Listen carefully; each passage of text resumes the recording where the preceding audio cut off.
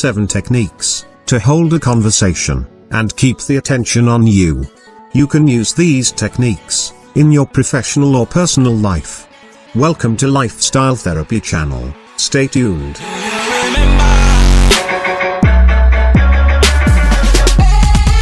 To get access to the latest from Lifestyle Therapy, be sure to hit that subscribe button and turn on your notifications. Number 1. Perfect your timing.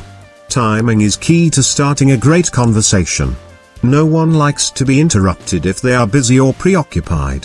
When you are trying to start a conversation, keep in mind that timing is key. Number 2. Start with a topic before introducing yourself. Instead of walking up to someone and just telling them who you are, lead with a topic. You have to start with a conversation before you can hold it. Otherwise, that person might look at you and question why you're trying to talk to them in the first place. Just starting with your name isn't valuable to them. You have to start with something that'll engage them right off the bat. Number 3. Choose topics you know the other person cares about. You can keep your conversation rolling by sticking to topics you know the other person likes. If they don't really think it's worth a discussion, they'll get bored and eventually not want to talk. Before meeting up with someone, think of 3 predetermined topics you can fall back on if conversation lags.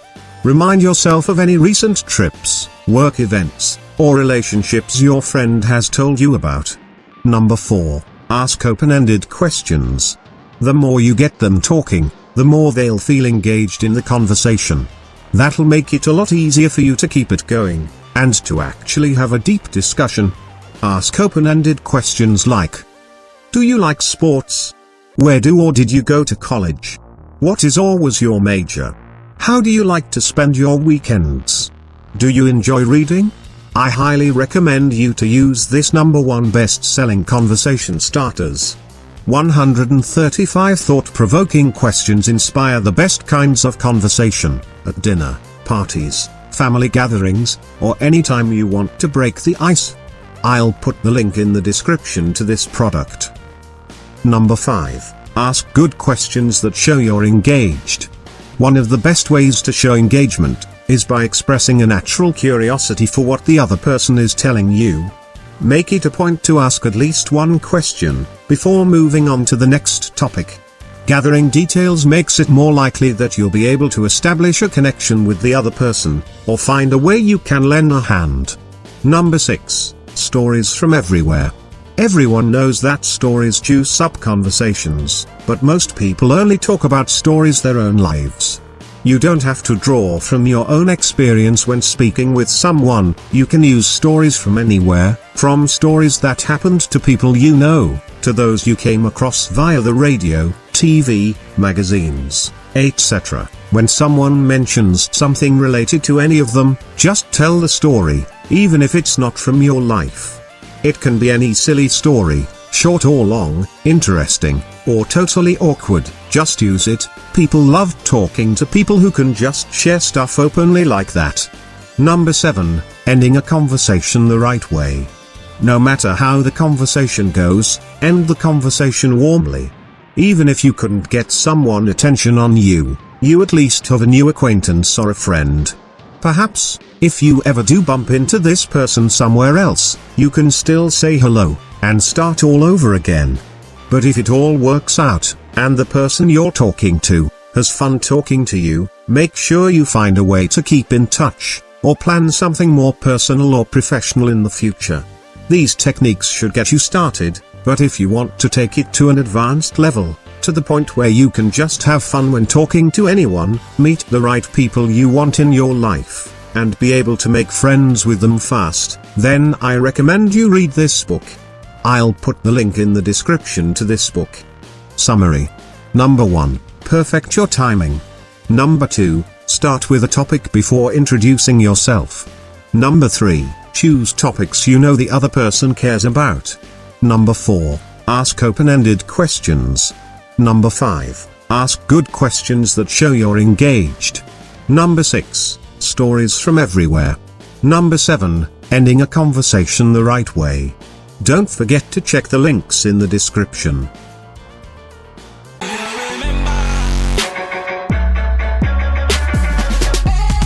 7 ways to make new friends and starting a conversation with strangers. Number 1. Say the magic word hi. It sounds so obvious, but it's the first big barrier. You have to be willing to put yourself out there to start a conversation.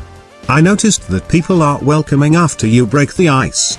It's not something that everyone wants to do, because it takes some courage to go up to someone you've never met before and start a conversation. However, more people are welcoming than we generally expect. When you encounter someone who isn't, remember that someone else will be. Number 2, go out and smile. Smiling gives a good first impression. Practice in the mirror, then smile to the world. I noticed that people relaxed themselves when I smiled first. When I continued smiling throughout the conversation, they smiled back and really opened themselves up to deeper conversation. Number 3, ask them a question. Asking someone a question is another option. But if you really want to have a chance at sparking an actual conversation, it's best to avoid questions about the current time or weather. Come up with thoughtful, open-ended questions, ones that you actually care about learning the answers to.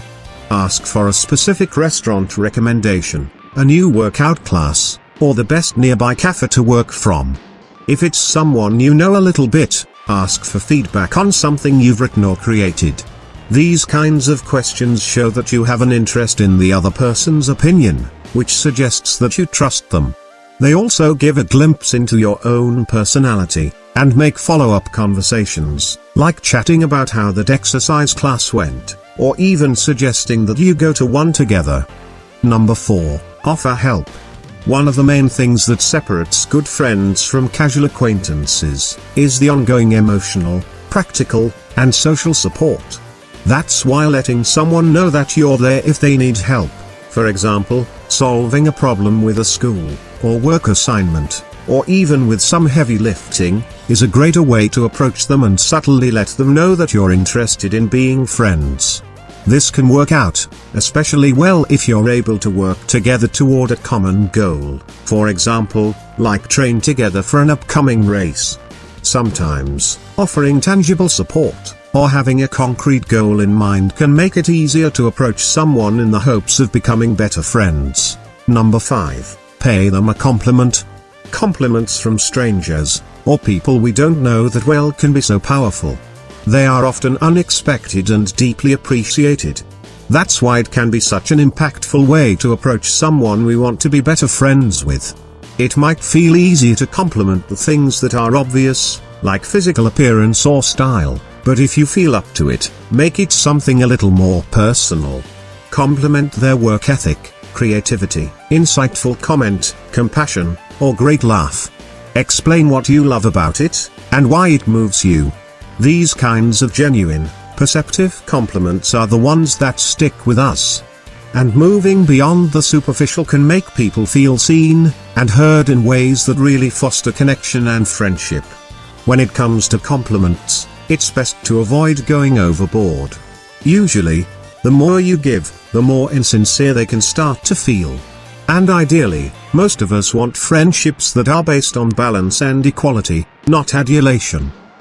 Number 6, imagine that the other person is already your friend. This way you'll treat them that way instead of seeming awkward, and being comfortable around someone is the best way to start a new friendship. Take a chance today and talk to someone new. When you're friendly to someone, they'll most often be friendly back. Number 7, practice. Don't worry if you seem a little awkward or aggressive at first. If your intentions are authentic, you will come across that way more and more each time you try. It's just like any other skill, where it gets easier with practice. A few of my first conversations with strangers felt scary and awkward, but they didn't do any harm. It made me learn what I needed to work on.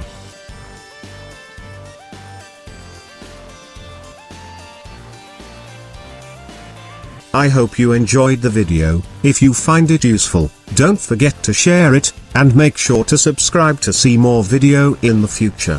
Thanks for watching, and see you soon.